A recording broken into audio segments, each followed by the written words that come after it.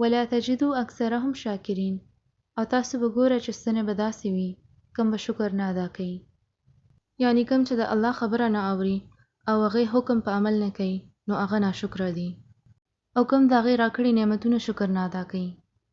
او د آیت کم ځای نه شروع شوی چې الله ویلیو ما تاته دنیا ته لیږلی دی او داسې ډېر شیان راکړي دي چې کم سره ته خپل ژوند تېرولی شې. نو غور وکړئ چې الله څه ویل غواړي.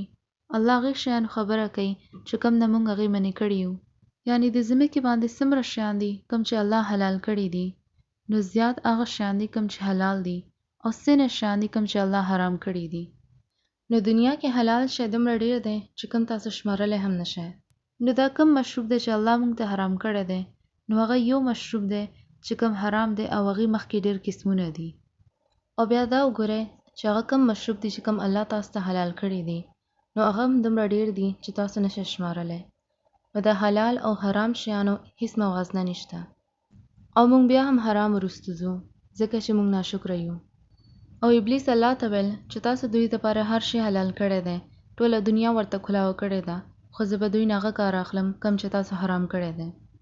او ځکه الله وایي چې دوی کې ډېر انسانان ناشکره دي ځکه چې هغوی هغه شیانو پسې ځي کم چې ما حرام کړي دي. ولا تجدو اکثرهم شاکرین.